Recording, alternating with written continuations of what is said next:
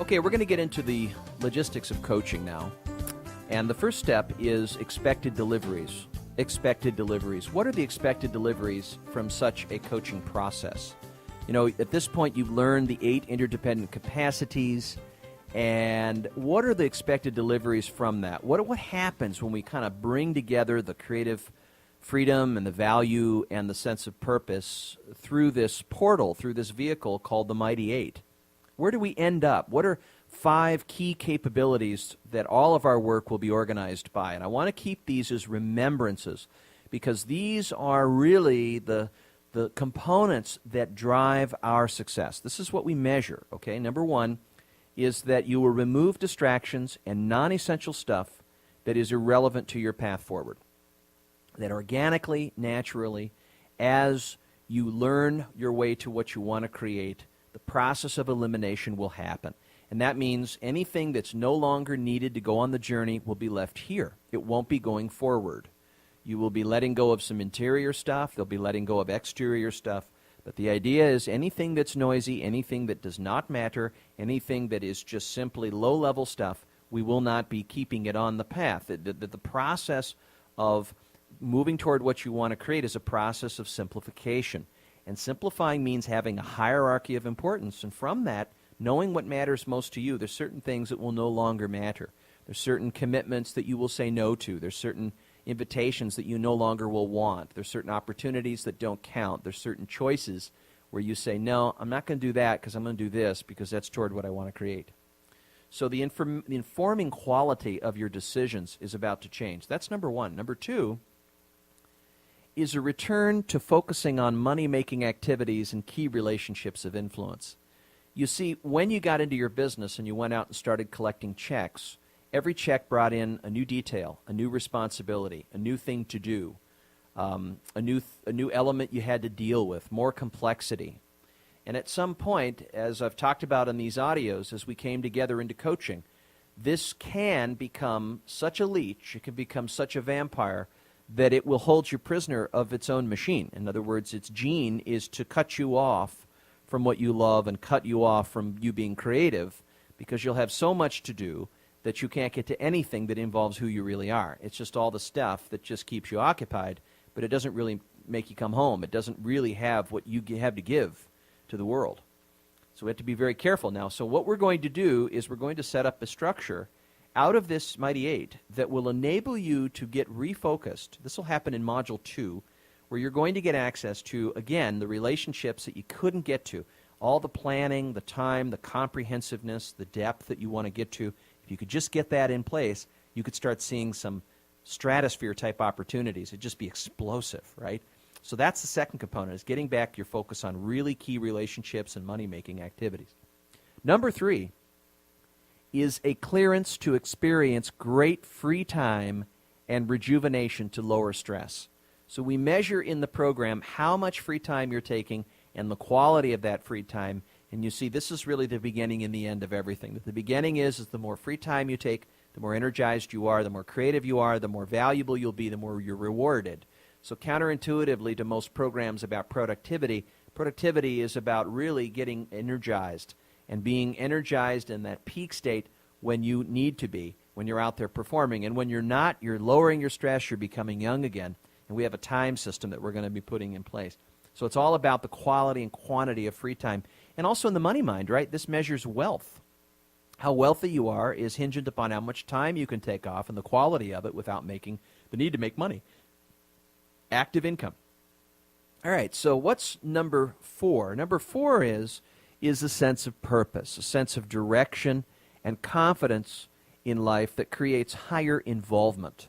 The key is pleasurable involvement and having a sense that what you're doing is really belonging to something that does matter to you, that what your decisions are totally informed by who you are, what your true work is, your bigger self, your better self, your destined being, that what you're doing truly is what you'd be doing looking back from the end of your life now. It's what you're most proud of. And you're moving toward that thing that says, I have a finished life. I did it. I played it all. I played all my music. And the last one is to have a business that is scalable and sellable and valuable in the marketplace instead of owning a job. because really the transition is from self-employment to business ownership. That's our course, and business ownership involves, well, a lot of things going out and a lot of new things coming in, and so it's going to be a process of substitution and replacement. There'll be a lot of old thinking that goes out. There'll be old habits that go out, old support structures that go out. There'll be new habits, new insertions, new relationships, new support structures. There'll be new thoughts and ideas. There'll be interior condition insertions, changes, all of those things that take delivery to move you to another level. That's really what it's about, is building a business that you can scale. And when you build it to liberate yourself, you become attractive to the marketplace. This business becomes a real business. Your data becomes very valuable, your customer data that you have, and the potential and capability of your business. Because a business is a real business when it frees you up. That's when you know it's a business, because it can act independent of you. Yes, it's interdependent with you. Yes, it is. It relies on your leadership and equipment and your sense of vision and your ability to work with your time well and so forth and help others really move forward as an owner-operator. But more and more, you're moving away from all of the day-to-day details, kind of the backstage, working more on the front stage, and even out of that, and having the whole business just run on its own. And that's really it, is building an autopilot business that's scalable and sellable and so forth. So those are the 5 key deliverables that you need to know. Next is why coaching? Why coaching? Why is it important for you to do coaching? Well, several reasons generically. One is that the world is distributed and more complex, that the distribution of attention is much greater, and the world is full of complexity. The number one problem that all entrepreneurs that are going to succeed in this new century are going to solve is going to be complexity. Because we have technology moving at the speed of light, and we have a hard time keeping up with it all, we have a huge confusion lapse. We have a gap that's widening between the population that knows and doesn't know. We have very few early adopters that are learning the emerging technologies. More and more people are not on the internet. There's a divide because it's moving faster than people can assimilate the knowledge to use it. And so more and more, what entrepreneurs are capitalizing on is complexity. The reason that coaches have become so appealing to business owners is because of this shift of the confusion lapse. And this also causes terrible isolation. You see that when you can't maneuver well, when you can't make plans and create them because things are so complex, that your attention's so divided, there's so many distractions, confidence is lost, power is lost, sense of power, sense of worth is lost, frustration sets in, and one feels very isolated. Because when the problems start to come up, what happens is that you have nobody to talk to. No one really understands you. Not even a shrink can understand you because they don't have the business acumen to do that. Your friends don't understand you. Your wife doesn't understand you. Your husband doesn't understand you. Your staff doesn't, because they're not you and they're not in your shoes. They don't get your world. They don't understand your game. Hence why coaching makes sense. And of course, the war on stuff, right? That's your number one battle, which is lowering the complexity, all the stuff inside and out, and being able to get maneuverable and creatively free. Also, commoditization. That in your industry, there is a whole group of businesses that are becoming so mechanical, so unlike art.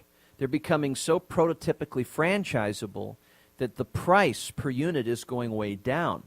So in every industry, there's a Walmart that's predatory. There is a low price setter, a cost setter, that's shaping the paradigm in which people buy in your industry, and it's called commoditization.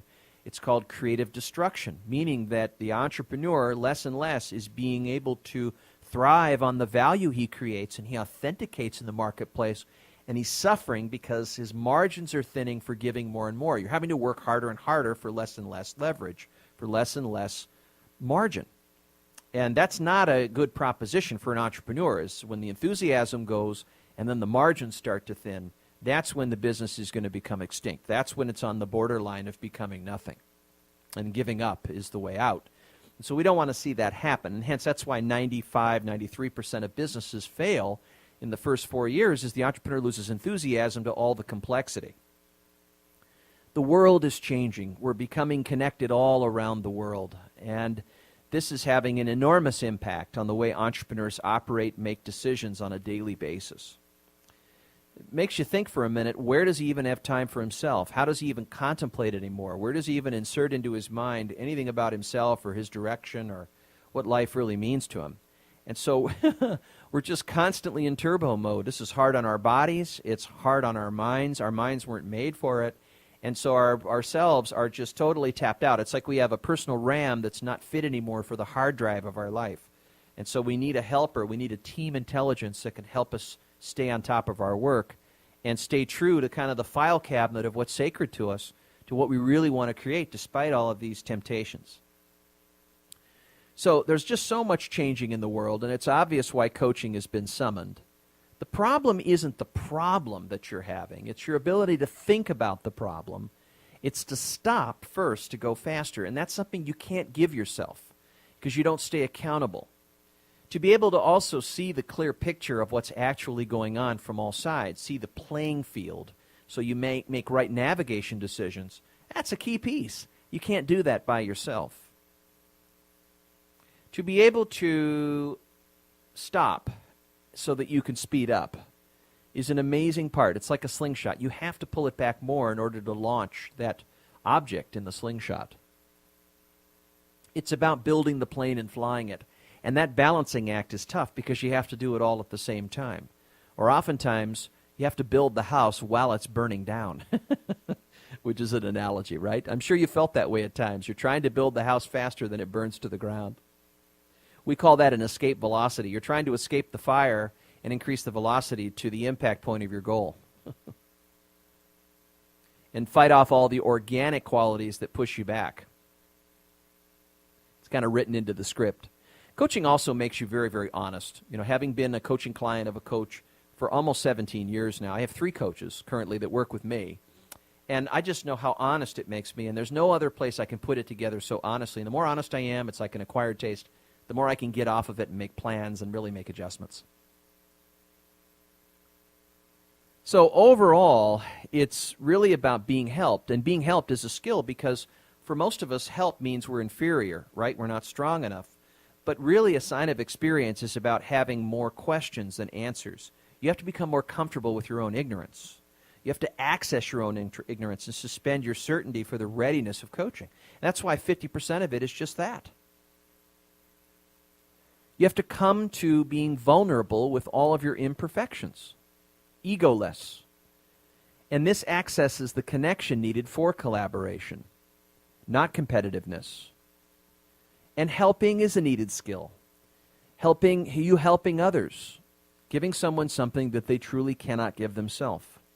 That means doing that sort of thing for them. And that's what coaching's about, is giving you something you cannot honestly do for yourself. So what is a coach? What does a coach do? What does a coach not do? What's the role of the coach? Now let's get into that. Well, a coach, I'm called several names as a coach. One is I am a secret weapon. A coach is a secret weapon. A coach is a skillful prodder. A coach is a wingman, a sounding board, a professional nag, an idea vault, a resource toolkit, a tracker, a standards maker, business choreographer, an obstacle evaporator, a climbing buddy, a cheering section, a humble inquirer, a traffic cop, a standards guy, sometimes an X-ray machine to see beyond the obvious into patterns and invisible forces in your thinking, a skycam observer with bird's eye view as to what's really going on altogether. But a coach is not a Buddha. A coach is not a guru. A coach is not one that has all the answers. He has all the questions. A coach is not an intervener who takes all the burden off of you either and figures everything out for you. They don't have all the answers. So it's about meeting the coach halfway. So what does the coaching client do? What's their role? The implementor, the performer, a surrenderer to the process, a wonderer, one who has wonderment. I like to think of it as a fitter, someone who fits the ideas, concepts, strategies of the coach into their unique situation. They're a translator. They transmit it over to their environment. A learner. These are the qualities of a great coaching client. See, the coachee or the coaching client takes the input from his sessions and inserts it into his life. He takes it back into his life, and it's often met with resistance. There may be a need to be making some adjustments, and there's some tenacity needed until it's placed. He or she has to give himself plenty of second chances and stay with what is being created. So we're clear about the coach, what he does, the advisor, the guide, the accountability partner, feedback giver, etc., the sparring partner quality of it. And his role is to hold you to a higher standard, to really help you take delivery of the habits and the practices that create more swiftly and efficiently the results that matter most to you. His commitment is to your future, and it is constant, on coaching calls, outside the calls, behind the scenes as he walks the earth. The coach really is thinking on your behalf and your dreams. So he has his ahas too, and new ideas and insights flowing through him at all times, like an open door, a vehicle, and a passage that co-creates with you, just like you do. But again, he's not a guru, and he doesn't claim to have all the answers. Rather, his best work is done when he teases or pulls better answers out of you that you wouldn't normally ask yourself for. The eye cannot see itself. How the coach sees the world shapes how he or she thinks and acts. How you see the world shapes how you think and act. You come into being by what you see. But you can't see alone. You can't see the fullness. You can't operate on your own eyes if you're an eye surgeon. And it's often so much the water that you swim in that seeing it is difficult through friends and books and tapes. Only through a skilled coach can you get the bottom line, no-nonsense feedback. Because the conditions that you've created with the level of thinking and acting can't be solved by the same level of thinking and acting. Extraordinary changes in companies begin with deep changes in people first. And the coach's role within this context is a learning ally, whereas thinking strategically involves conditions for learning from moment to moment. And there are three intensifiers the coach presents the coachee, you, the coaching client. Number one is guiding ideas in the future that orient how you behave, vision, goals, values. That informs how you think and act in the present. Number two, tools and new structures, strategies, and tactics to work with. And number three, moment-to-moment adjustments and changes relevant to what you want to create, the emerging quality of the moment, the surprise opportunity. Are you listening?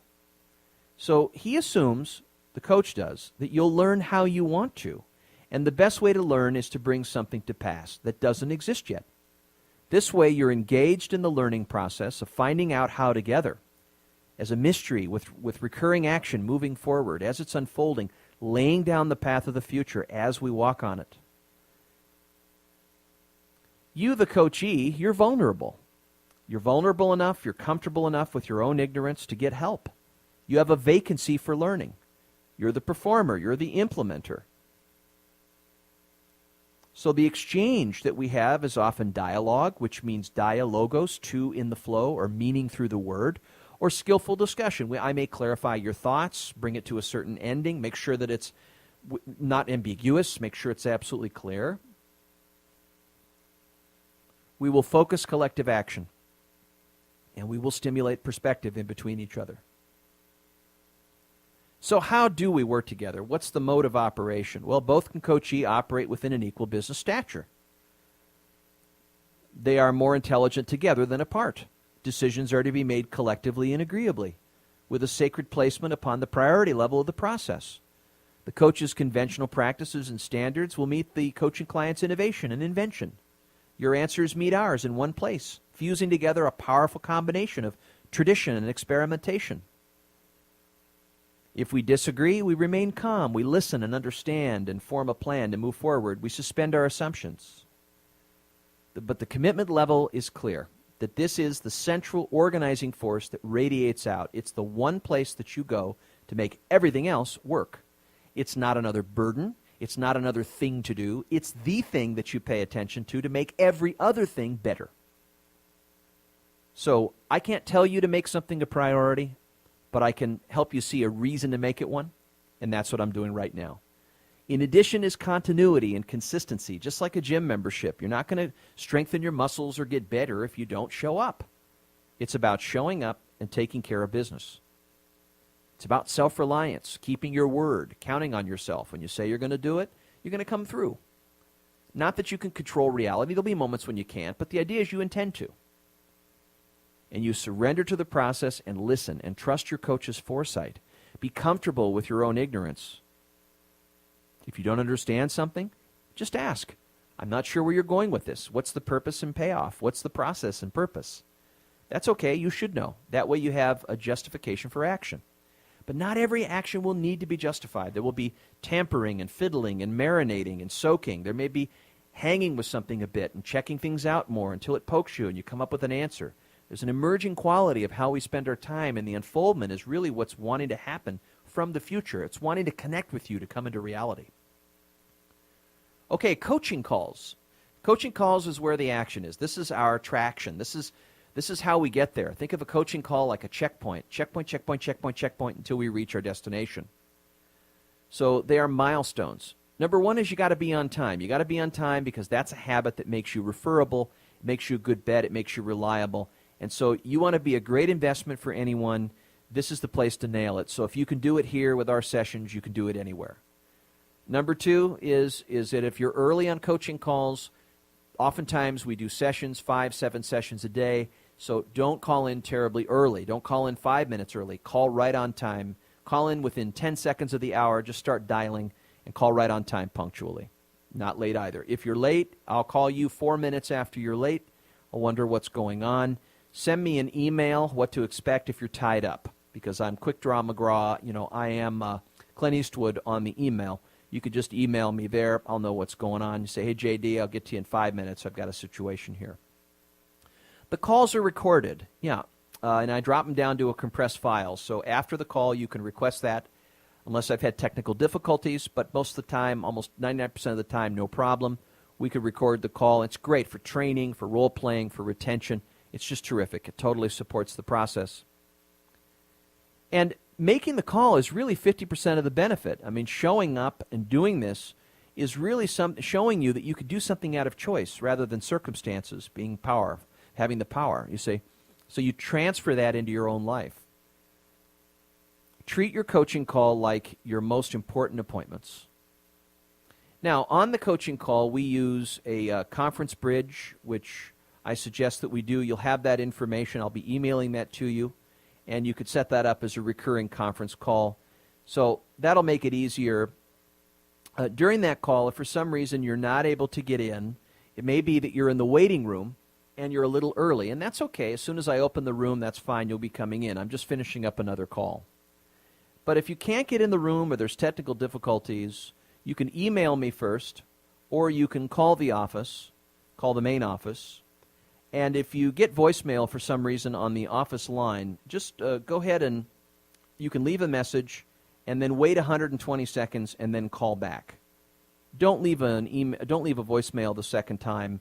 If for some reason we get disconnected or the call fails, then just go to your email, wait for instructions, and I will prompt you. If you don't receive instructions, then you can try to patch back into the meeting. So there's several ways that we can do this. Let me go over this again so it's clear. So let's say that you call in and you're in the waiting room and you're not in yet, and the hour comes on, and great, I'll go ahead and open the room you're in. But let's say you can't get in for some reason. You can call the main office, 714-375-6624. You will be patched through. If for some reason you can't get through and you get voicemail, these are just plan Bs. Leave a message. Send me an email that you were expecting the call. There could be some emergency or reason why we're not getting through. And wait for instructions on the email. I would suggest you wait for several minutes. You could try to dial back into the meeting again. That's fine. But after 10 minutes, okay, if after 10 minutes we're not jiving, for some reason we cannot get it on, I don't know. I'm just saying this could be a freak thing. But if it ever does happen, just so we're both clear on plan B, that call will be paid free to you. That means that we will just suck this one up, and we'll just, this will be a freebie to you, and the charge will be for the next session. We'll just count the next one. Because if the call can't be conducted, that's on us. And if we have technical difficulties, that's on our side. So, with the combination of email and dialing back in again and trying the other office, I'm sure we can find a way to make it happen. But I think the easiest way it'll always go down is that you'll be in the waiting room or not. If you call right on time, you'll just get right in, enter the code, to get in the conference, and that's it. And we'll get started right from there. It's just very simple. If we get disconnected during the call, it's the same thing. If you can't get back in, just send an email. We'll try that. You can call the main office. You can get through that way. And at the same time, I will be also attempting to call you. But I think it's very simple. If we just resort right to the email and you send the email and so forth, we'll coordinate from there. It's just so fast these days. I mean, you can pick it right back up. Okay? You could dial right back into the conference. Sometimes, sometimes not often, but you might get dropped. And if it does drop, you just call right back in. Who knows? So we want to be prepared because these calls need to go off and there's no interruptions on them and so forth. I'll talk about that in a minute. Okay, so we're going to move on to the next part of this orientation, and that is that the call, remember, is a microcosm, that it's a miniature representation of how you're handling matters in your life. So if you're punctual on the calls, that's how you're handling it and so forth. The structure of our calls, it's very simple. We're going to, number one, focus on evaluating the time apart. So you'll tell me whether you were on track or off. I'll ask you if you were on top of your work. We'll talk about if you dropped any balls, if you didn't come through on any coaching-specific assignments or projects, things that you were expected to finish. And then we'll talk about your top 3 victories. So you'll be prepared to talk about that, 3 key accomplishments or victories that stand out the most. And then any concerns, your top 3 concerns, things that are making you restless, causing you angst, things that are not working, etc., in your situation.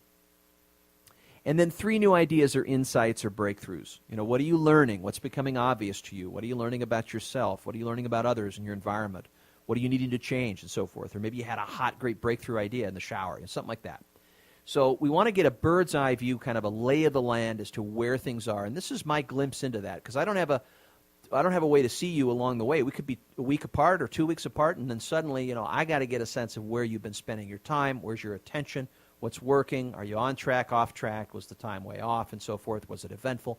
That way I can navigate from there, and it really works. And then we'll work on any key decisions awaiting closure. We'll go into any drills or new strategies, finesse assignments. The call will go about 55 minutes, and then we'll sum up any action items or directives. We'll evaluate the call then, and then we'll confirm the next call. That's the structure of our coaching call. Call readiness is a huge aspect. Because these calls are sacred and you're investing good money in yourself with it, you need to be ready. And the more ready you are, the more you'll get out of it. Number one is to have an action list.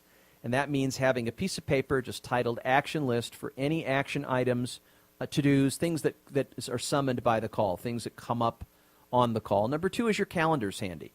Your calendar on Outlook or your paper calendars near you in case we need to time activate something and get you moving there. Number 3 is we have an online workspace system called Central Desktop. I'll talk more about it. I suggest that you have it open, have your professional workspace open, so we can go over any directives or information that's been inputted in there. You need to put your game face on. When your game face is on. You need to be up and on and get your game face on. This call is balls to the wall, okay? So you need to have your desk clear. If your desk is full of a bunch of stuff, that's going to distract you. That's not needed for the call. So let's take everything off of your desk, put it underneath your desk, hide it from your view. It shouldn't be there. Turn all of your gadgets off, your cell phone, your instant messengers, anything that might take you off course, anything that might warn you during the call. Again, sacred time together. This is your weekly management meeting. You need to get lost. There are no cell phones for the call. Okay, cell phones often get out of range. They're not reliable, so we highly suggest you don't. If you are using your cell phone, please let me know at the beginning of the call so that I'm aware of it and I'm ready. There are no interruptions during our call. Please use the restroom before the call. There shouldn't be any interruptions. If you have to go to the bathroom right at the beginning, let me know. Maybe you've been through successive calls. I get like that too, and you may need to use the restroom. So do that at the beginning. And then have 2 white sheets of paper for doodling or downloading or sudden impact ideas, things of that nature, and a good writing utensil. That's call readiness. Okay, let's go into post-call. What happens after the coaching call? Well, within 12 hours, you'll receive an email outlining the coaching directives that your coach is expecting on your action list. So we'll make a comparison and then plug the directives into your week calendar to implement them. Those directives will be entered into the Central Desktop system, which we'll be talking about later. We like to have you oriented on that system, so you'll be, if you haven't already, you'll be doing an orientation with one of our assistant coaches in Central Desktop. Okay, So what's scheduled gets done. So that means every one of your action items needs to go somewhere so it's on cruise control, it's not forgotten, and it's teed up as a project.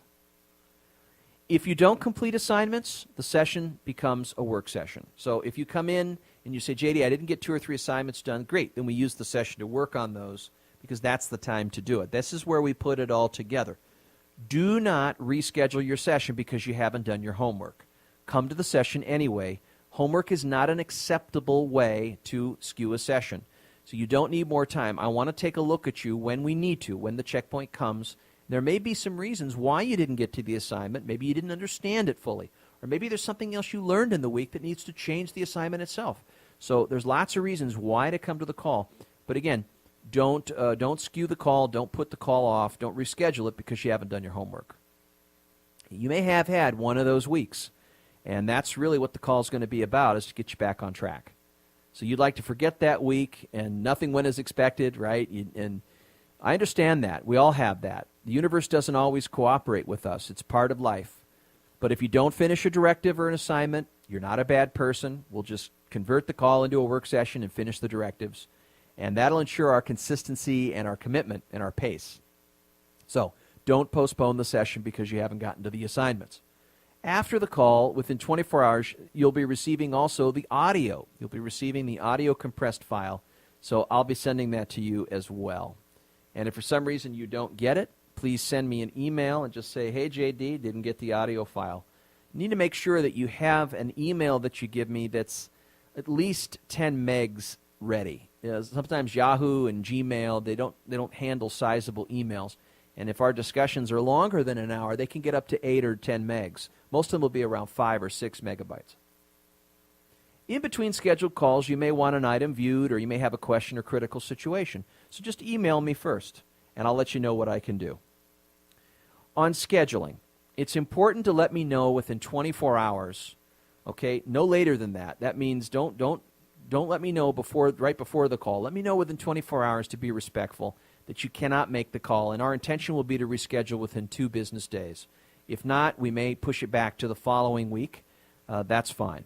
So you need to put your coaching calls in your calendar as a recurring event, and you can send calendar invitations to me from Outlook if you want to. You're welcome to do that. Now, if you need to reschedule a session, just send an email to my email, vipcoach@highlevelperformance, and then let me know when you can session. Give me some other alternative times. Propose 2 other options as to when you can do it. And if one fits, I'll confirm it with you and so forth. If no confirmation's been made within 2 to 3 business days, we're going to push it back to the following week.